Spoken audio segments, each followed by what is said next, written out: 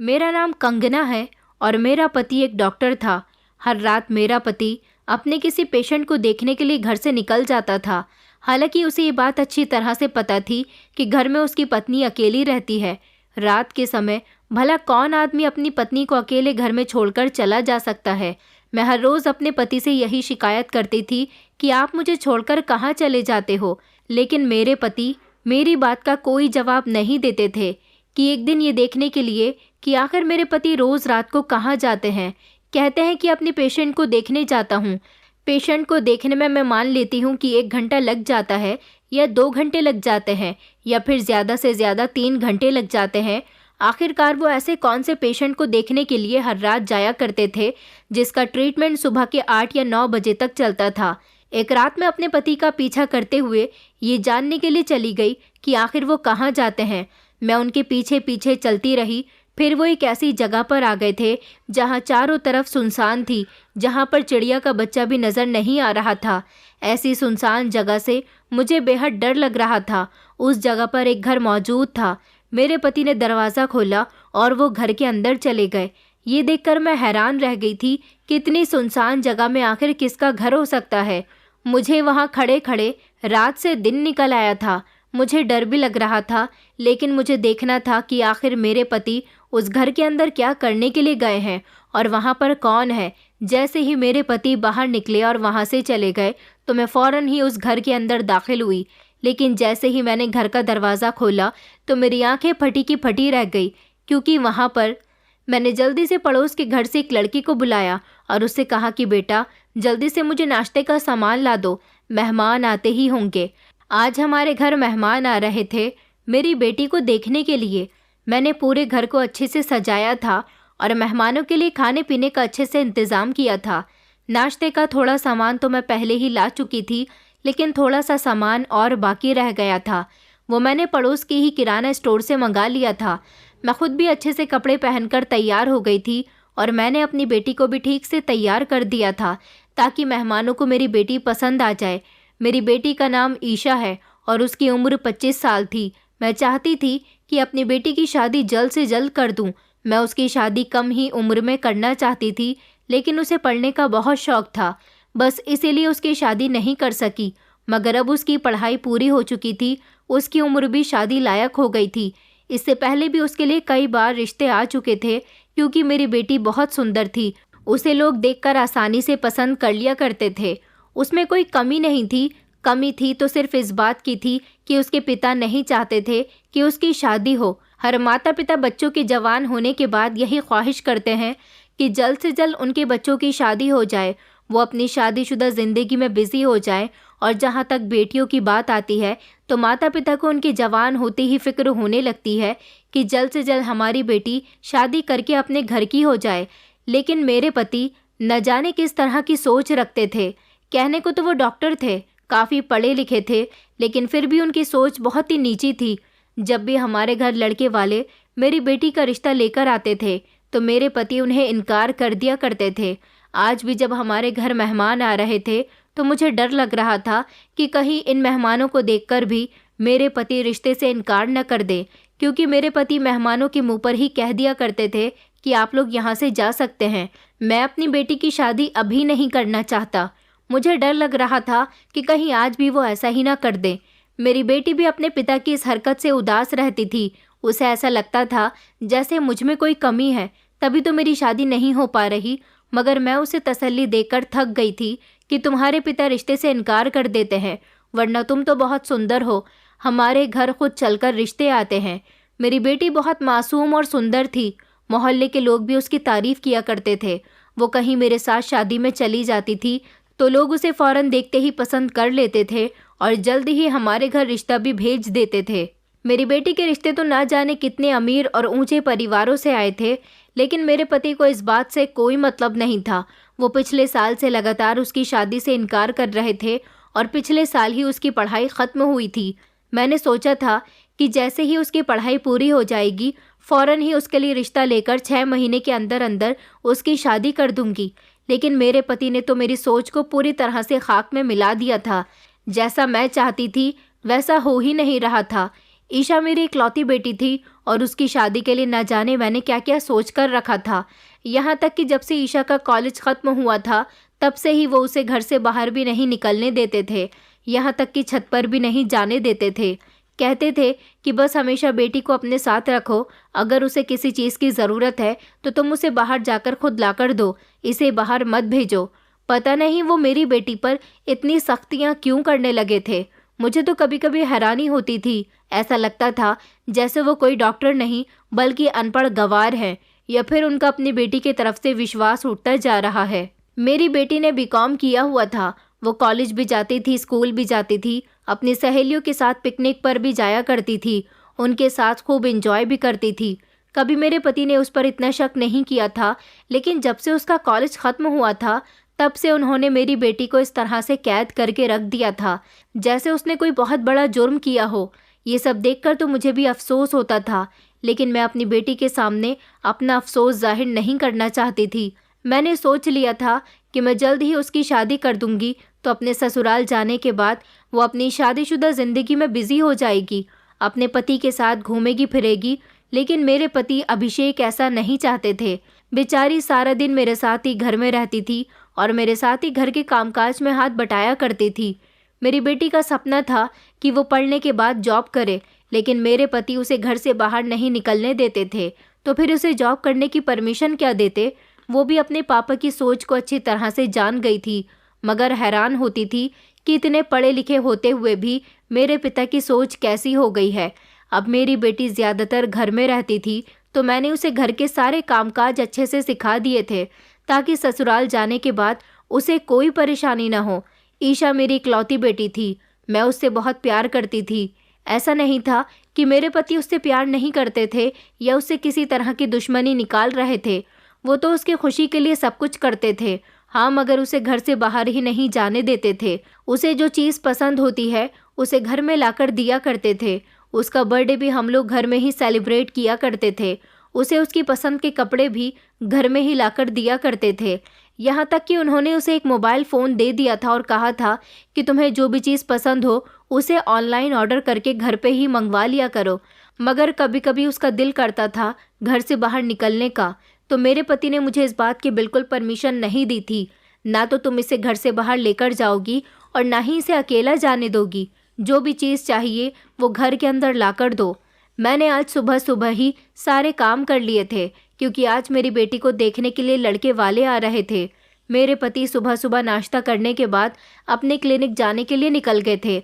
उनका क्लिनिक बाजार वाले रास्ते पर था, हमारे घर से 10 मिनट की दूरी पर था।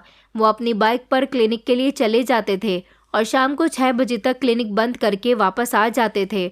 अगर किसी को ट्रीटमेंट की ज़रूरत होती थी तो वो मेरे पति को फ़ोन कर दिया करता था।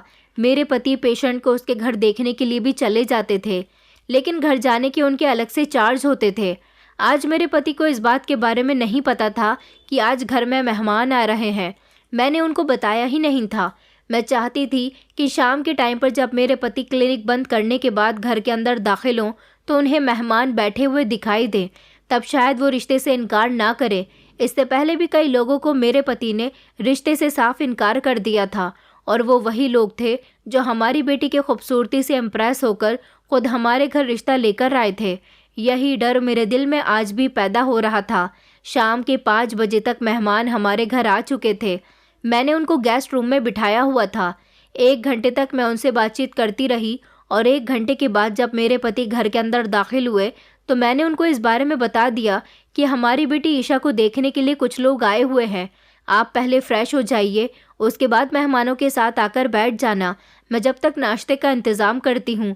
मेरे पति लगातार सवाल किए जा रहे थे कि कौन लोग हैं, कहाँ से आए हैं, तुमने इस बारे में मुझे क्यों नहीं बताया, हमने लोगों को यहाँ क्यों बुलाया है। मैं तुमसे कई बार मना कर चुका हूँ कि मैं अपनी बेटी की शादी अभी नहीं करना चाहता हूँ, मुझे कुछ समय चाहिए उसकी शादी करने के लिए, और तुम हो कि हर बार किसी न किसी मेहमान को घर पर बुला लेती हो।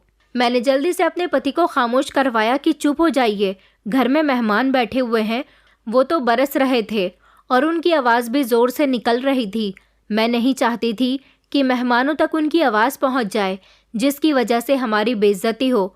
मुझे लग रहा था कि मेरे पति जानबूझकर ऊंची आवाज़ में बातें कर रहे हैं ताकि उन लोगों को आवाज़ पहुंच जाए और वो खुद ही यहाँ से चले जाएं। मैं जल्दी से चाय बनाकर लाई और मैंने अपनी बेटी से कहकर नाश्ता लगवाया। मेरे पति ने लड़के वालों से उनके हालचाल पूछे और उसके बाद वो खामोश होकर बैठ गए थे। उनके चेहरे से साफ नज़र आ रहा था कि उनका मूड ठीक नहीं है। मैं भी खामोश बैठी हुई थी कि कहीं वो हमेशा की तरह इस रिश्ते से इनकार न कर दे, क्योंकि इस बार ये लड़के वाले बड़ी उम्मीद से हमारे घर पर आए थे। उन लोगों ने आपस में बातचीत की। लड़के का बिजनेस बहुत अच्छा था और उसका पूरा ही परिवार बहुत अच्छा था। उन लोगों ने मेरी बेटी को कहीं देखा था, इसलिए अब वो उसका रिश्ता लेकर यहाँ आए थे और उन्होंने कहा कि हम आपकी बेटी को बहुत खुश रखेंगे। हमारे यहाँ किसी चीज़ की कमी नहीं है, हमें सिर्फ आपकी बेटी चाहिए। ये सब कुछ लड़के के पिता कह रहे थे, लेकिन इस बार भी मेरे पति ने इस रिश्ते से साफ मना कर दिया। लड़के के पिता ने कहा कि भाई साहब, आप मना क्यों कर रहे हो? हमारे बेटे में कोई कमी नहीं है। आपकी बेटी सच में हमारे घर बहुत खुश रहेगी। हमारी और भी बहुएं हैं, उन्हें भी कोई तकलीफ नहीं है। हम बहुत खुशी खुशी आपकी बेटी को विदा करके अपने साथ ले जाएंगे, इसलिए आपको इनकार नहीं करना चाहिए। बहुत से लोग ऐसे रिश्तों के लिए तरसते हैं, लेकिन ये रिश्ता तो खुद हमारे घर चलकर आया था। वो बार बार पूछ रहे थे कि आखिर हमारे बेटे में क्या बुराई है, लेकिन मेरे पति बिल्कुल खामोश बैठे हुए थे। मैं अपने पति की तरफ देख रही थी कि काश वो आपकी बार रिश्ते के लिए हाँ कर दे। यहाँ मेरी बेटी की किस्मत चमक जाएगी, उसकी शादी हो गई तो वो बहुत खुश रहेगी। लेकिन नहीं, मेरे पति के मुंह से इनकार निकल चुका था तो इनकार ही हुआ। मेरे पति कहने लगे कि आपके बेटे में कोई बुराई नहीं है। बात यह है कि मैं अभी अपनी बेटी की शादी नहीं करना चाहता हूँ, क्योंकि वो अभी मासूम है और मेरे हिसाब से वो अभी छोटी है। देखिए, मैं अपने हिसाब से अपनी बेटी की अभी शादी नहीं करना चाहता हूँ। पहले भी मेरी बेटी के लिए बहुत अच्छे अच्छे रिश्ते आए हैं, लेकिन मैंने उनको भी खुद इनकार किया है। मैं आप लोगों से माफ़ी चाहता हूँ, लेकिन आप लोग मेरे घर से जा सकते हैं। वो लोग तो मेरे घर से उदास होकर चले गए। मुझे ये लोग बहुत पसंद आए थे, क्योंकि ये पढ़े लिखे और बहुत ही इज्जतदार लोग थे। मेरे पति ने इस तरह से उनकी बेइज्जती करके अच्छा नहीं किया था। मैं दिल से चाहती थी कि मेरी बेटी की शादी इस परिवार में हो जाती। उनके जाने के बाद मैं अपने पति से लड़ने लगी कि जल्द से जल्द ईशा की शादी कर दीजिए। उसके साथ की सारी लड़कियों की शादी हो चुकी है और हमारी बेटी अभी तक घर बैठी हुई है। आपने तो उससे उसकी आज़ादी तक छीन ली है और उसकी शादी भी नहीं करना चाहते। आखिर ये कहाँ का इंसाफ है? आप पढ़े लिखे हो, एक डॉक्टर हो, फिर भी इस तरह की बातें कर रहे हो। अभी हमारी बेटी की शादी की उम्र है, उसके लिए अच्छे रिश्ते आ रहे हैं, लेकिन जब बेटियों की उम्र निकल जाती है तो उनके लिए रिश्ते भी नहीं आते। हम तो बहुत भाग्यशाली हैं कि हमारी बेटी के लिए इतने अच्छे अच्छे रिश्ते आते हैं, मगर आप उन सारे ही रिश्तों को रिजेक्ट कर देते हो। आपने तो आज भी रिश्ते से इनकार करके मुझे मायूस कर दिया। आप कैसे पिता हो? मैंने हर पिता को देखा है जो जल्द से जल्द अपनी बेटियों की शादी करना चाहते हैं, मगर आप तो चाहते ही नहीं कि हमारी बेटी की शादी हो जाए। मेरी बातों पर मेरे पति को बहुत गुस्सा आया। वो ज़ोर से चिल्लाकर कहने लगे कि बस, मैंने कह दिया ना कि अभी इसकी शादी नहीं होगी, तो मुझसे ज़्यादा बहस मत करो। ये कहकर वो कमरे का दरवाज़ा धड़ाम से बजाते हुए अपने कमरे में चले गए थे। अपने पति के घर से जाने के बाद मैं तो अपना सर पकड़कर बैठ गई थी और गहरी सोच में चली गई। यही सोचने लगी कि पता नहीं मेरे पति हर रिश्ते में क्यों कमी निकाल देते हैं। आखिर उन्हें अपनी बेटी की शादी ऐसी भी कौन से लड़के से करनी है? इस वजह से हमेशा मेरी बेटी भी उदास रहती थी। मुझे उसकी बहुत फिक्र थी। मैं यही चाहती थी कि जल्द से जल्द मैं उसकी जिम्मेदारी से फ्री हो जाऊं और उसे उसके घर का कर दूं। कुछ दिन और इसी तरह से गुजर गए थे, लेकिन फिर से एक और रिश्ता मेरी बेटी के लिए आया। लड़के वाले बहुत अमीर थे और दहेज लेने के बजाय हमारी बेटी के लिए घर में उसकी ज़रूरत का हर सामान खुद मौजूद करवाना चाहते थे। मुझे लगा कि इस बार तो मेरे पति को मान ही जाना चाहिए, लेकिन हर बार की तरह उन्होंने इस रिश्ते से भी इनकार कर दिया। यहाँ तक कि अब की बार उन्होंने मुझे धमकी दी थी कि अगर तुमने मेरी बेटी के लिए मेहमानों को घर बुलाया तो अच्छा नहीं होगा। मैं तुमसे कई बार मना कर चुका हूँ, और हाँ, कान खोलकर सुन लो कि मैं अपनी बेटी का रिश्ता अपनी मर्जी के मुताबिक करूँगा, और जब मेरा मन करेगा तब मैं उसकी शादी करूँगा। ये समझ लो कि बस मैंने उसका रिश्ता तय कर दिया है। अब तुम्हें अपना दिमाग ज़्यादा चलाने की ज़रूरत नहीं है, और आज के बाद हमारे घर में कोई भी नहीं आना चाहिए मेरी बेटी का रिश्ता लेकर। इस बात पर हम दोनों पति पत्नी की बहुत लड़ाई हुई थी। मैंने अपने पति से गुस्से में भी कह दिया था कि आप इसकी शादी नहीं करोगे, भले ही मुझे आपको क्यों ना छोड़ना पड़ जाए, मगर मैं अपनी बेटी की शादी करके ही रहूंगी। यहाँ तक कि मैं उसे किसी दिन खुद ही घर से भगा दूंगी। फिर तुम इसी तरह से बैठे रह जाना। कुछ दिनों तक तो हम दोनों पति पत्नी ने एक दूसरे से बातचीत भी नहीं की थी।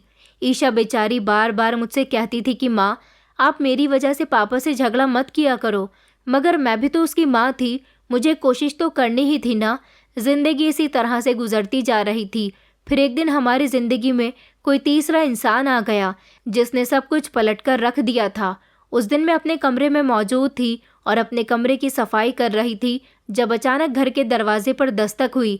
मैं उठी, मैंने जल्दी से अपना दुपट्टा ठीक किया और मैं दरवाज़ा खोलने के लिए चली गई। मैंने दरवाज़ा खोला तो सामने एक फटे पुराने कपड़ों में भिखारी खड़ा हुआ था। उसने मुझसे कहा कि भूख लग रही है, खाना चाहिए। वो मांगने के लिए बहुत शोर मचा रहा था। मैंने उससे कहा कि जाओ, अभी खाना नहीं बना है, कहीं और जाकर खाना मांग लो। ये कहकर मैं दरवाज़ा बंद करके कमरे में आकर लेट गई थी, क्योंकि मेरी साफ सफाई हो चुकी थी और मैं फ्री हो गई थी। उसके बाद वो काफ़ी देर तक दरवाज़ा बजाता रहा, लेकिन मैंने दरवाज़ा नहीं खोला। मैं अपने कमरे में जाकर आराम करने लगी थी, लेकिन न जाने उसे क्या प्रॉब्लम थी, वो बार बार दरवाज़ा बजाए जा रहा था। मैंने फिर भी नहीं खोला कि अभी खाना नहीं बनाया है। मैं वैसे भी देर से ही खाना बनाया करती थी और घर में भी कुछ खाने का नहीं पड़ा हुआ था। मैंने सोचा कि दरवाज़ा बजा बजाकर थक जाएगा और ख़ुद ही चला जाएगा। मेरी बेटी को भी काफ़ी देर से दरवाज़ा बजने की आवाज़ आ रही थी। मैंने नहीं खोला तो तंग आकर उसने ही दरवाज़ा खोल दिया। वो काफ़ी देर तक दरवाजे पर खड़ी रही। मुझे अपने कमरे के दरवाजे से ही बाहर का दरवाज़ा दिखाई दे रहा था। मैंने झांक कर देखा तो वो दरवाजे पर खड़ी हुई थी और किसी से बातें कर रही थी। मैं उठी और देखना चाहती थी कि वो किससे बातें कर रही है। मेरे पति बहुत सख्त बिहेवियर के थे। बेटी को तो वो छत तक पर नहीं जाने देते थे, लेकिन अब वो दरवाजे पर खड़ी हुई थी। मुझे डर लग रहा था कि अगर वो इस समय घर आ गए और उन्होंने उसको दरवाजे पर खड़े हुए देख लिया तो वो बहुत ही गुस्सा करेंगे। मैंने ईशा को आवाज़ लगाई कि बेटा जल्दी से अंदर आ जाओ, वहाँ पर क्या कर रही हो। वो थोड़ी देर के बाद अंदर आ गई और उसने मुझे बताया कि वो भिखारी से बात कर रही थी। मैंने कहा, तुम्हें उससे बात करने की कोई ज़रूरत नहीं है, आइंदा उससे बात मत करना। ईशा कहने लगी कि माँ, मैं उससे बातें नहीं कर रही थी, उसको पैसे दे रही थी।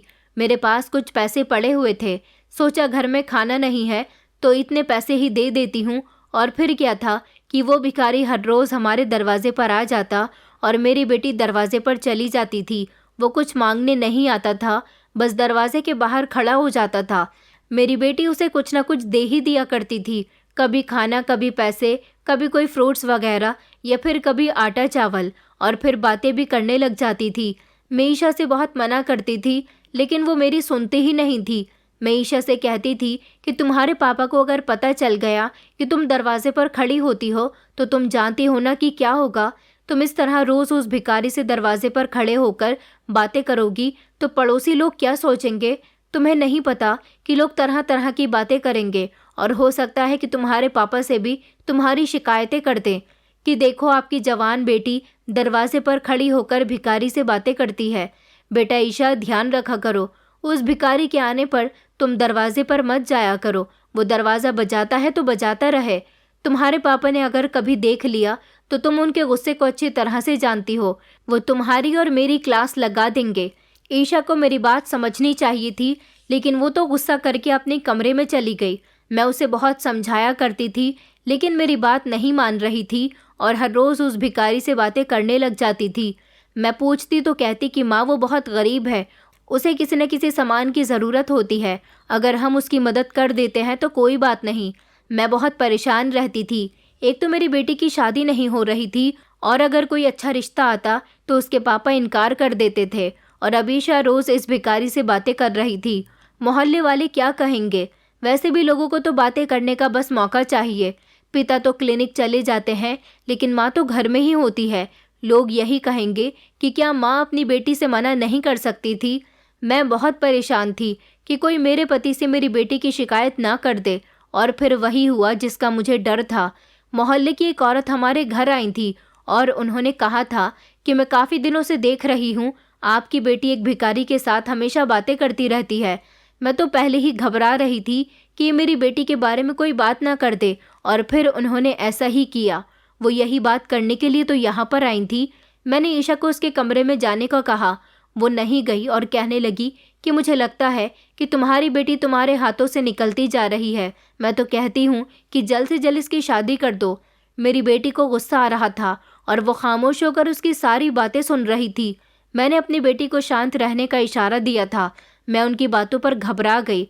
मैंने कहा कि नहीं, वो उस भिखारी से बात नहीं करती, बस उसे कुछ न कुछ देने के लिए चली जाती है। फिर वो कहने लगी कि तुम कब कर रही हो अपनी बेटी की शादी? अरे 25 साल से ज़्यादा की हो चुकी है, और कब करोगी?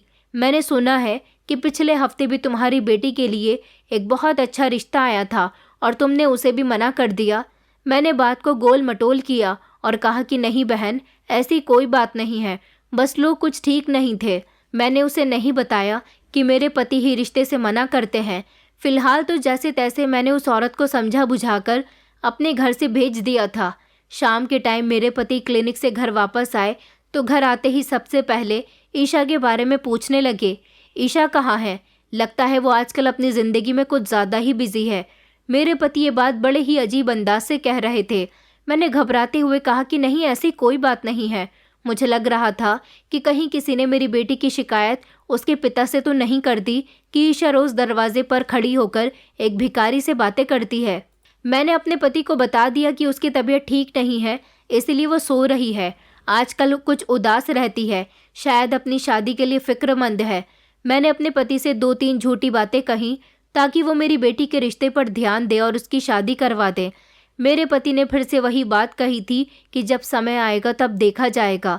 अब मैंने सोच लिया था कि मैं ईशा को समझाऊंगी कि वो दरवाजे पर ना जाया करे। मैं उसे रोक लूंगी। मैं किसी तरह की मुसीबत में नहीं फंसना चाहती थी। पहले ही मैं उसकी शादी के लिए काफ़ी परेशान हो रही थी और अब ये भिखारी हर रोज़ हमें परेशान करने के लिए आ जाता था। इससे पहले कि मेरे पति को सब कुछ पता चल जाता, मुझे कुछ न कुछ तो करना ही था। मैं अब उस भिखारी को अपने घर की चौखट पर बर्दाश्त नहीं कर सकती थी। मैंने अपने दिल में ठान लिया था कि मैं उस भिखारी को ऐसी डांट लगाऊंगी कि वो कभी दोबारा वापस नहीं आएगा। मैं अगले दिन किचन में काम कर रही थी जब अचानक दरवाजे पर दस्तक हुई। मैंने देखा कि आज फिर से मेरी बेटी दरवाजे पर खड़ी उस भिखारी से बातें कर रही है। मैं धीरे धीरे उन दोनों की बातें सुनने के लिए दरवाजे तक चली गई। मेरी बेटी बातें करने में इतनी बिजी थी कि उसे पता ही नहीं चला कि धीरे धीरे दबे कदमों से मैं उसके पीछे आकर खड़ी हुई हूँ। मैंने उन दोनों की बातें सुनी तो मेरे होश उड़ गए, क्योंकि वो भिखारी मेरी बेटी से अपनी मोहब्बत का इजहार कर रहा था। मैं गुस्से से लाल पीली हो गई। सबसे पहले तो मैंने अपनी बेटी का हाथ पकड़कर उसे घर के अंदर किया और खुद बाहर जाकर उस भिखारी के गाल पर एक जोरदार थप्पड़ मार दिया। मैंने कहा कि तुम्हारी हिम्मत कैसे हुई मेरी बेटी से इस तरह की बातें करने की? तुमने अपनी औकात देखी है? एक भिखारी हो और मोहब्बत की बातें मेरी बेटी से कर रहे हो। तुम्हारी औकात नहीं है मेरी बेटी को पसंद करने की। चलो जाओ यहाँ से, वरना शोर मचाकर मोहल्ले वालों को इकट्ठा कर लूँगी और बहुत ही पिटाई करवाऊँगी। मुझे उस पर बहुत ही गुस्सा आ रहा था। इससे पहले कि मैं उसे धक्के मारकर अपने मोहल्ले से निकलवाती, वो कहने लगा कि पहले मेरी बात तो सुनिए आंटी, मैं भिखारी नहीं हूँ, मैं एक बहुत ही अमीर लड़का हूँ। आप जितना चाहे मुझे मार सकती हो। मैं आपकी बेटी से प्यार करता हूँ। चाहे तो आप मेरे बारे में पता कर सकती हो। मैं पीछे के मोहल्ले में रहता हूँ। मैं आपकी बेटी की खातिर ही अपना रूप बदलकर यहाँ पर आता हूँ। काफ़ी समय से ये मुझे कहीं दिखाई नहीं दे रही थी। पहले तो ये कॉलेज जाया करती थी, इसीलिए मैं उसे आते जाते देखता रहता था, लेकिन अब काफ़ी समय से वो घर के बाहर भी नहीं निकलती और ना ही अपने घर की खिड़की दरवाजे पर आती है। ईशा से मिलने के लिए ही मैंने अपना भिखारी वाला रूप बनाया। मैं आपसे हाथ जोड़कर रिक्वेस्ट करता हूँ कि आप ईशा की शादी मेरे साथ करवा दीजिए। मैं भिखारी नहीं हूँ, बल्कि मैं इससे मिलने के लिए, इसे देखने के लिए और इसकी मोहब्बत के लिए यहाँ तक आता हूँ। मैं आपकी बेटी को बहुत खुश रखूँगा। ये सब सुनकर तो मैं हैरान रह गई थी। मैंने उससे कहा था कि अच्छा ठीक है, तुम यहाँ दरवाजे पर खड़े होकर हमारा तमाशा मत बनाओ, अभी यहाँ से चले जाओ, मैं सोचकर तुम्हें जवाब दूंगी। मैंने घर का दरवाज़ा बंद कर लिया था और ईशा को उसके कमरे में भेज दिया था और ख़ुद अपने कमरे में आ गई थी। मैं सोचने के लिए बैठ गई थी कि मैं चाहूँ तो इस लड़के के साथ ईशा की शादी कर सकती हूँ, क्योंकि मेरे पति तो उसकी शादी करवा ही नहीं रहे और इस लड़की के साथ मेरी बेटी खुश भी रहेगी। जो मेरी बेटी की खातिर भिखारी बन सकता है वो उसको खुश भी रख सकता है और फिर फाइनली मैंने एक दिन फैसला कर ही लिया था कि मैं अपनी बेटी को उस भिखारी के साथ भगा दूंगी। एक दिन दबे शब्दों में मैंने अपने पति से कहा भी था कि एक अमीर घर का रिश्ता है और वो लड़का भी हमारी बेटी को पसंद करता है। अगर आप चाहो तो एक बार वहाँ पर ट्राई कर सकते हो। मेरे पति को मेरी बात पर गुस्सा आ गया।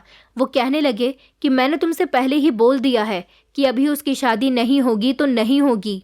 फिर मैंने सोच लिया कि मुझे वही करना होगा जो मैं सोच रही थी। आधी रात का समय था और मैंने अपनी बेटी को घर से भगाने की पूरी प्लानिंग कर रखी थी। उस समय मेरे पति गहरी नींद में सो रहे थे। मैंने अपनी बेटी से कहा कि तुम उसके साथ भाग जाओ और उससे शादी करके खुश रहो। कुछ समय के बाद जब तुम्हारे पापा का गुस्सा उतर जाएगा तो मैं तुम्हें बुला लूँगी। हम दोनों माँ बेटी एक दूसरे के गले लगकर बहुत रोने लगे। उसे भी देर हो रही थी तो वो भी रोते हुए चली गई। मैंने अपनी बेटी को घर से भगा तो दिया था, लेकिन मैं उसके लिए सारी रात बेचैन रही और यही सोचती रही कि सुबह मैं उसके पिता को क्या जवाब दूंगी। फिक्र की वजह से मुझे सारी रात नींद नहीं आई थी। सुबह सवेरे मेरे पति जब क्लिनिक जाने के लिए उठे और तैयार होकर नाश्ता करने के लिए बैठ गए तो मैं उनको नाश्ता देते हुए बड़ी गौर से देख रही थी, क्योंकि मुझे उनसे डर लग रहा था। नाश्ता करते हुए उन्होंने कहा कि ईशा कहाँ है, वो उठी है या नहीं। उनके सवाल पर तो मैं घबरा गई। मैंने कांपते हुए शब्दों में कहा कि वो तो अभी सो रही है। तो वो कहने लगे उसे जगाओ और यहाँ लेकर आओ, मुझे उससे एक ज़रूरी काम है। मैंने कहा कि आप कैसी बातें कर रहे हो, उसकी तबीयत ठीक नहीं है, वो गहरी नींद में सो रही है। मेरी इस बात पर मेरे पति ज़ोर से चिल्लाए और कहने लगे कि तुम झूठ बोल रही हो, ईशा घर से भाग गई है। तुम उसकी माँ होते हुए भी झूठ बोल रही हो, कहती हो कि वो सो रही है। मैं रोज़ रात को उसके कमरे में आधी रात के समय उसे देखने के लिए जाता हूँ कि वो सो रही है या नहीं। जब रात के समय मैं उसके कमरे में गया तो मेरे पैरों तले से ज़मीन निकल गई, क्योंकि वो अपने बिस्तर पर मौजूद नहीं थी। मैंने उसे पूरे घर में ढूंढ लिया था, यहाँ तक कि बाहर आसपास जाकर भी ढूंढ लिया था। तुमने अपनी बेटी को ऐसे संस्कार दिए थे जिसकी वजह से आज हमें ये दिन देखना पड़ा। लोग हमारे बारे में क्या कहेंगे कि हमारी बेटी घर से भाग गई। तुम अच्छे से जानती हो कि मेरी यहाँ कितनी इज्जत है। जब लोगों को पता चलेगा कि हमारी बेटी भाग गई है तो हमारी कितनी बेइज्जती होगी। मेरे पति ने मुझे बहुत सी बातें सुनाई थी जिनको मैं खामोशी से बर्दाश्त कर रही थी। वो रोज़ ईशा को ढूंढने के लिए घर से निकल जाते थे और फिर एक दिन थककर उन्होंने हार मान ली थी। वो हर रोज़ मुझसे झगड़ा करते थे और मुझे ताने दिया करते थे और फिर इसी तरह से वक्त गुजरता गया। मेरी बेटी को घर से भागे हुए लगभग 4 महीने गुजर चुके थे। मैं उसके लिए हमेशा फिक्रमंद रहती थी, मुझे उसकी बहुत याद आती थी। एक दिन मैं अपनी बेटी को याद करते करते सो गई तो मैंने एक बड़ा ही अजीब सपना देखा। मैंने देखा कि मेरी बेटी बहुत परेशान है और मुझसे कह रही है कि माँ मुझे बचा लो, मैं बहुत परेशान हूँ। मैं ये सपना देखने के बाद बहुत परेशान हो गई थी। मैं दिन रात अपनी बेटी के लिए प्रार्थना करती रहती थी। पता नहीं वो अपने पति के साथ किस हाल में होगी, वो खुश भी है या नहीं। एक बार मैं अपनी बेटी से मिलना चाहती थी, लेकिन अपने पति की इजाज़त के बिना मैं कुछ नहीं कर सकती थी। कुछ दिनों बाद मेरे पति का गुस्सा ठंडा हो चुका था। मैं सोच रही थी कि अपनी बेटी को अपने पति से घर वापस लाने की बात करूं। मैं अपनी बेचैनी ख़त्म करना चाहती थी। एक रात अचानक मेरी आँख खुली तो मैंने देखा कि मेरे पति जाग रहे थे और बाथरूम से अपने कपड़े चेंज करके निकल रहे थे। फिर वो सोफे पर बैठकर पहनने लगे। मैंने उनसे कहा कि इतनी रात को कहाँ जा रहे हो। मैंने टाइम देखा तो रात के 3:30 बज रहे थे। मेरे पति ने कहा कि मैं किसी का ट्रीटमेंट करने के लिए जा रहा हूँ, दरवाज़ा बंद कर लेना। मैं हैरान हो गई कि रात के समय उनको किसका ट्रीटमेंट करने की ज़रूरत पड़ गई। ना तो कोई मेरे पति को बुलाने के लिए घर आया था और ना ही उनके मोबाइल पर किसी की कॉल आई थी कि वो किसी तरह की तकलीफ़ में है और आप जल्द से जल्द हमारे घर आकर पेशेंट का ट्रीटमेंट करिए। ऐसा कुछ भी नहीं था। ना तो उन्हें कोई लेने आया और ना ही मेरे पति के पास किसी का फ़ोन आया था। पता नहीं मेरे पति रात के इस समय अपने कौन से पेशेंट को देखने के लिए जा रहे थे। अगले दिन सुबह के 8 बजे मेरे पति जब घर आए तो मैंने उनसे फिर से सवाल किया और कहा कि आप ऐसे भी कौन से पेशेंट को देखने के लिए गए थे जिसका ट्रीटमेंट करते करते आपको रात से दिन निकल आया। आप इमरजेंसी में जब भी किसी पेशेंट को देखने जाते हो तो 10 मिनट या 15 मिनट में घर वापस आ जाते हो, लेकिन कल रात तो आपने हद ही कर दी। आपको नहीं पता कि पत्नी घर में अकेली है। मेरे पति ने मुझे कोई जवाब नहीं दिया। मैं उनसे पूछ पूछ कर थक गई, मगर वो खामोश ही रहे। जब रात हुई तो फिर से रात के 3:30 बजे मेरे पति कहने लगे कि मैं एक पेशेंट को देखने के लिए जा रहा हूँ। पीछे मोहल्ले में एक पेशेंट की तबीयत खराब है। अब मुझे मेरे पति बहुत परेशान करने लगे थे। ये कौन सा ट्रीटमेंट है जो रात को होता है और सुबह तक चलता है? क्योंकि हर रोज़ मेरे पति किसी न किसी का ट्रीटमेंट करने के लिए जा ही रहे थे। ट्रीटमेंट के बहाने घर से बाहर निकलना अपना रूटीन बना लिया था। मैं पहले ही ईशा के लिए बहुत परेशान थी, अब तो पति ने भी मुझे बहुत परेशान कर रखा था। उनकी वजह से मुझे भी सारी रात जागना पड़ता था, क्योंकि मुझे अकेले में नींद ही नहीं आती थी। न जाने रोज़ रात को वो कहाँ जाते थे। मैं कुछ पूछती तो मुझे जवाब भी नहीं देते थे। अब मुझे अपने पति पर शक रहने लगा था। कहीं वो मुझसे झूठ बोलकर किसी औरत से तो मिलने नहीं जाते, या फिर उन्होंने कोई दूसरी शादी तो नहीं कर ली। ये सोच मेरे दिमाग में बार बार आ जाती थी। मैं अपने पति से कुछ भी पूछती तो वो मुझे कुछ भी नहीं बताते थे। बस इतना कहकर चले जाते थे कि पेशेंट को देखने के लिए जा रहा हूँ। और मैं सोचती थी कि क्या कोई पूरी रात इनसे ट्रीटमेंट करवाता रहता है। मैंने सोच लिया था कि जब मेरा पति जाने लगेगा तो आज मैं उनका पीछा करूँगी और देखूँगी कि वो कहाँ जाते हैं इतनी रात को। मेरा शक हद से ज़्यादा बढ़ गया था जब एक दिन मैंने अपने पति को किसी से फ़ोन पर बातें करते हुए सुना। वो किसी से फ़ोन पर कह रहे थे कि हाँ, बस कुछ दिन और, फिर उसके बाद सब कुछ ठीक हो जाएगा। मैं रोज़ रात को वहाँ जाता हूँ। मैंने इतनी ही बात सुनी थी, लेकिन जैसे ही मैं कमरे में दाखिल हुई तो उन्होंने घबराकर मोबाइल नीचे कर लिया और ऐसे रिएक्ट करने लगे जैसे वो किसी से फ़ोन पर बात कर ही नहीं रहे थे। मैंने सोच लिया था कि मैं ये राज जानकर ही रहूँगी कि आखिर वो क्या गड़बड़ कर रहे थे। इसलिए मैंने सोचा कि जैसे ही मेरे पति रात को घर से बाहर जाएंगे, उसके थोड़ी ही देर के बाद मैं भी उनका पीछा करते हुए घर से निकल जाऊंगी। रात हो चुकी थी, वो घर से बाहर चले गए थे। मैंने अपना चेहरा छुपा लिया था ताकि वो मुझे पीछा करते हुए देख भी ले तो पहचान न पाएं। मेरे पति पैदल चलते जा रहे थे। दाएं बाएं मुड़कर कुछ रास्तों से गुजरकर मैं भी उनके पीछे पीछे धीरे धीरे चल रही थी। उन्होंने पीछे मुड़कर देखा तो मैं जल्दी से एक दीवार के पीछे छुप गई। फिर वो आगे की तरफ चलते रहे, मैं भी चलने लगी। काफ़ी देर हो गई थी चलते चलते। मैं बहुत थक गई थी। पता नहीं अब कितना चलना होगा। वैसे तो मेरे पति के पास बाइक थी, लेकिन रात के समय वो अपनी बाइक नहीं बल्कि पैदल घर से निकले थे। पैदल चलने की वजह से मेरे चेहरे पर पसीना आ रहा था। कुछ देर चलने के बाद मैंने देखा कि मेरे पति काफ़ी सुनसान जगह पर आ गए और एक घर के अंदर दाखिल हो गए। मैं हैरान हो गई और सोचने लगी कि कहीं मेरे पति ने दूसरी शादी तो नहीं कर ली। ज़रूर कुछ ना कुछ बात तो है। ये एक बहुत ही सुनसान जगह थी। चारों तरफ पेड़ ही पेड़ थे। शायद ये जंगल का रास्ता था। यहाँ पर एक घर बना हुआ था। मैं तो बहुत डर रही थी। मेरे पति घर के अंदर चले गए। मैं सोच रही थी कि जब मेरे पति इस घर से बाहर निकलेंगे, उनके जाते ही मैं इस घर के अंदर चली जाऊंगी और देखूंगी कि यहाँ पर कौन है। ऐसा ना हो कि मेरे पति मुझे देख लें। रात काफ़ी हो चुकी थी। हर तरफ घना अंधेरा छाया हुआ था और मैं यहाँ खड़े खड़े थक गई थी। मेरे पति अभी तक घर से बाहर नहीं निकले थे। 1-1.5 घंटे से ज़्यादा गुजर चुका था। फिर मेरे पति घर से बाहर निकले और चले गए। मेरे पति वहाँ से जा चुके थे तो मैं भी थोड़ी देर के बाद घर के अंदर चली गई। मैं जैसे ही घर के अंदर गई तो ये सब देखकर मेरी आंखें फटी की फटी रह गई कि वहाँ पर तो मेरी अपनी बेटी मौजूद थी। मेरे पति ने उसे कैद करके रखा था। उसे रस्सी के साथ बांध कर रखा हुआ था। मैं रोती हुई अपनी बेटी की तरफ गई और उसे जल्दी से खोलने लगी। मेरी बेटी बहुत रो रही थी। मैंने अपनी बेटी के आंसू साफ किए और जल्दी से उसे खोलकर अपने साथ घर ले आई। मेरे पति घर में मौजूद थे। उन्होंने हम दोनों को देख लिया था। वो परेशान हो गए थे। मैं अपने पति के आगे बढ़ी और उनसे पूछने लगी कि मुझे आपसे ये उम्मीद बिल्कुल भी नहीं थी। आपने मेरी बेटी के साथ ये क्या कर दिया? आपने उसको कैद करके रखा हुआ था। भला कोई पिता अपनी औलाद के साथ ऐसा कैसे कर सकता है? मैं खूब रो पड़ी थी और अपने पति से झगड़ने लगी। मेरे पति ने कहा कि ईशा को कमरे में लेकर जाओ और अपनी बकवास बंद करो।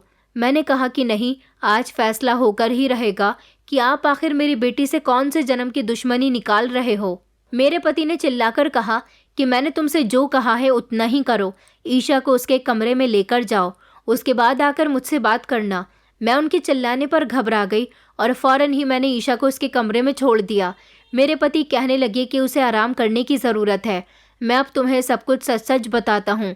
उसके बाद मेरे पति ने मुझे सब कुछ बताया। मैं ये सुनकर हैरान हो गई थी कि मेरी बेटी की तबीयत ठीक नहीं है। मेरे पति ने बताया कि हमारी बेटी को सिजोफ्रेनिया नामक एक बीमारी हो गई है, जिसमें पेशेंट को किसी समय एक से ज़्यादा लोग दिखाई देते हैं, जिसमें वो उनसे बात करने लग जाती है और अजीब अजीब सी हरकतें करने लग जाती है। शायद उसके साथ ऐसा इसलिए हुआ है क्योंकि वो पढ़ाई में बहुत अच्छी थी। तुम्हें याद है कि हमारी बेटी रातों को जाग जाग कर पढ़ाई किया करती थी। ज़्यादा पढ़ाई करने से उसका दिमाग आउट हो चुका है, इसलिए उसकी रात को सोने की आदत खत्म हो गई है। जब वो रात के समय जागी हुई होती है तब अपने आप से ही बातें करने लग जाती है। एक रात अचानक मैं पानी पीने के लिए उठा तो मैंने देखा कि ईशा के कमरे से किसी के बातें करने की आवाज़ आ रही थी। मैं जैसे ही उसके कमरे में झांकने गया तो मैंने देखा वो अकेले ही बातें कर रही थी और ज़ोर ज़ोर से हंस रही थी। मैंने अगले दिन भी कुछ ऐसा ही देखा, इसलिए मैं हर रोज़ रात को उसके कमरे में जाया करता था उसे देखने के लिए। मुझे उसकी हरकतें बहुत अजीब लगी। मैंने शहर के सबसे बेस्ट साइकेट्रिस्ट को इस बारे में बताया तो उन्होंने मुझे उसकी बीमारी के बारे में सब कुछ बता दिया। उन्होंने कहा कि मुझे आपकी बेटी के कुछ टेस्ट करने हैं जिससे ये पता चल सके कि उसे यही बीमारी है या नहीं। लेकिन जब मैंने ईशा की कंडीशन देखी तो मैंने अंदाज़ा लगा लिया था कि उसे यही बात है। उसका ट्रीटमेंट लंबा चलना था और उसका ट्रीटमेंट भी किसी अस्पताल में होना था, क्योंकि घर में उसका ट्रीटमेंट पॉसिबल नहीं था। हमारी बेटी की हरकतें कुछ पागलों जैसी थी। हालांकि ऐसा पेशेंट पागल नहीं होता, वो सिर्फ ऐसी हरकतें करता है। अगर मैं तुम्हें इस बारे में बताता तो तुम मोहल्ले की किसी न किसी औरत को ये बात बता ही देती कि हमारी बेटी को ये बात है, और फिर इस तरह तुम जानती हो कि हमारी बेटी की कितनी बदनामी होती। लोग उसे पागल साबित कर देते। इसलिए मैं उसकी शादी भी नहीं करवा रहा था कि अगर वो शादी करके अपने ससुराल चली गई तो उसके ससुराल वालों को इसकी हकीकत पता चल जाएगी। मैं चाहता था कि पहले उसका ट्रीटमेंट हो जाए, वो बिल्कुल फिट हो जाए, उसके बाद उसकी शादी हो। लेकिन तुम बार बार कोई ना कोई नया रिश्ता लेकर आ जाती थी, इसलिए मैं तुमसे बहुत परेशान हो गया था। एक दिन मुझे पता चला कि पिछले मोहल्ले में एक लड़का रहता है और वो उसे बहुत पसंद करता है, क्योंकि उसके पिता मेरे पास अपने बेटे का रिश्ता लेकर आए थे हमारी बेटी के लिए। जब उन्होंने मुझे पूरी बात बताई कि मेरा बेटा निखिल आपकी बेटी को बहुत पसंद करता है, उससे मोहब्बत करता है, वो उसके ही कॉलेज में पढ़ता था, लेकिन कभी उसने उससे अपनी मोहब्बत का इजहार नहीं किया। मैं अपने परिवार के साथ आपके घर अपने बेटे का रिश्ता लेकर आना चाहता हूँ। मैंने उनको इनकार कर दिया, लेकिन जब मुझे पता चला कि वो लड़का सच में मेरी बेटी से मोहब्बत करता है तो मैंने सोचा कि क्यों ना इस बात का फ़ायदा उठाया जाए। मैंने उस लड़के को कहा कि तुम अगर मेरी बेटी से शादी करना चाहते हो तो मैं जैसा कहूँ वैसा ही करना। फिर वो भिखारी बनकर आ गया और इस तरह तुमने उसे घर से भगा दिया। हालांकि मैं ये बात अच्छी तरह से जानता था, बस जब मेरी बेटी घर से भाग निकली तो इस तरह मेरी बेटी मेरे कब्जे में आ गई थी। मैंने उस लड़के को अपनी बेटी की बीमारी के बारे में सब कुछ बता दिया। उसने मेरा बहुत साथ दिया और कहा कि मैं फिर भी ईशा से ही शादी करूंगा। वो और मैं मिलकर ईशा का इलाज कर रहे हैं। दरअसल ईशा को कुछ दवाइयाँ लगती हैं और एक मशीन द्वारा उसे थेरेपी दी जाती है जिसमें वो ज़ोर ज़ोर से चिल्लाती है, उसे तकलीफ़ होती है। मैं नहीं चाहता था कि ये थेरेपी हम उसे घर पर करें या अस्पताल में करें, और ये बात मैं तुम्हारे सामने भी नहीं लाना चाहता था। इसलिए मैं उसे वहाँ जंगल में मौजूद सुनसान घर में ले गया और वहाँ पर मैं उसकी रात को जागकर थेरेपी किया करता था। वो ज़ोर ज़ोर से चिल्लाती थी, लेकिन ऊपर वाले की कृपा से हमारी बेटी का इलाज काफ़ी हद तक हो चुका है। बस कुछ दिन की बात और है, उसके बाद उसका इलाज कंप्लीट हो जाएगा और फिर वो रिकवर हो जाएगी। लेकिन उससे पहले ही सारी सच्चाई तुम्हारे सामने आ गई। मैं तुम्हारे आगे हाथ जोड़ता हूँ, इस बारे में किसी को कुछ मत बताना। तुम तो हमारे समाज के बारे में जानती ही हो कि अगर किसी को कोई छोटी से छोटी बीमारी भी होती है तो लोग उसे बड़ा चढ़ाकर बता देते हैं। मैं नहीं चाहता कि मेरी बेटी को लोग पागल कहें। मैं एक डॉक्टर हूँ, हर पेशेंट की तकलीफ़ को बहुत अच्छे से जानता हूँ। जब मैंने अपनी बेटी को पेशेंट की नज़र से देखा तो मुझे एहसास हुआ कि मेरी बेटी कितनी तकलीफ़ में है। अब हमारी बेटी घर आ गई है, लेकिन मैं उसका इलाज यहाँ नहीं कर सकता। जब थेरेपी करते समय उसे तकलीफ़ होगी तो आसपास के लोगों को लगेगा कि हम अपनी बेटी के साथ कोई अत्याचार कर रहे हैं, जो कि ठीक नहीं है। ऐसे पेशेंट का इलाज ज़्यादातर मेंटल हॉस्पिटल में होता है, लेकिन मैं तुम्हारी ममता को तकलीफ़ नहीं पहुँचाना चाहता था और ना ही अपनी बेटी को मेंटल हॉस्पिटल भेजना चाहता था।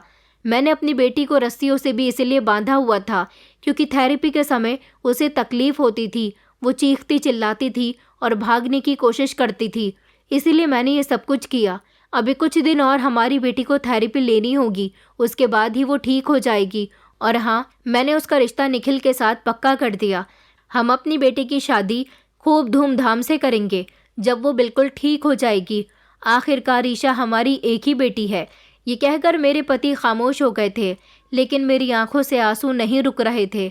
मेरी बेटी इतनी तकलीफ में थी, मैं उसकी माँ थी, लेकिन फिर भी मैंने उसकी तकलीफ को जानने की कोशिश नहीं की। ये तो अच्छा हुआ कि उस रात मेरे पति ने सब कुछ देख लिया। शायद मैं अपनी बेटी को ऐसी हरकतें करते हुए देखती तो मैं भी यही समझती कि वो पागल हो गई है। मुझे अब पता चला था कि मेरे पति कितने समझदार और अच्छे इंसान हैं, जिनको मैं हमेशा बुरा भला कहती थी और यही समझती थी कि ये पिता नहीं बल्कि अपनी बेटी के दुश्मन हैं, तभी तो उससे दुश्मनी निकालते हैं। अब मुझे पता चला था कि मेरे पति मेरी बेटी का कितना भला चाहते थे। वो सिर्फ मेरी ही औलाद नहीं थी बल्कि मेरे पति की भी औलाद थी। ये बात कभी मैंने समझने की कोशिश क्यों नहीं की। मैंने अपने पति से हाथ जोड़कर माफ़ी मांगी, अपने सारे झगड़े और गलतियों की माफ़ी मांग ली। मेरे पति ने मुझे माफ़ कर दिया था। लगभग 2-4 महीने तक और मेरी बेटी का ट्रीटमेंट मेरे पति ने किया, क्योंकि साइकियाट्रिस्ट मेरे पति को बता दिया करते थे कि आपको किस तरह अपनी बेटी को थेरेपी देनी है और किस तरह इसका ट्रीटमेंट करना है। इसी तरह उसके पिता उसका इलाज करते रहे और फिर एक दिन मेरी बेटी बिल्कुल ठीक हो गई तो हमने उसकी शादी खूब धूमधाम से निखिल के साथ कर दी थी। निखिल जो एक अमीर इंसान था, मेरी बेटी के कॉलेज में पढ़ता था और उससे बहुत मोहब्बत करता था। उसने इज्जत के साथ हमारे घर रिश्ता भेजा था। तभी मेरे पति को ये आइडिया आया था और उन्होंने निखिल का रिश्ता एक्सेप्ट करके उसे अपने साथ शामिल कर लिया था। निखिल मेरी बेटी को बहुत खुश रखता है। मेरी बेटी उसके साथ बहुत खुश है और अब वो बताता है कि वो पहले जैसी कोई भी हरकत नहीं करती बल्कि पूरी तरह से ठीक हो चुकी है और अपने पति के साथ आज बहुत खुश है। दोस्तों, उम्मीद करती हूँ आपको हमारी कहानी पसंद आई होगी। कहानी पसंद आई है तो वीडियो को लाइक करें, चैनल पर नए हैं तो चैनल को सब्सक्राइब करें और हाँ, नोटिफिकेशन बेल को ज़रूर दबाएं ताकि अगली अपडेट सबसे पहले आपको मिले।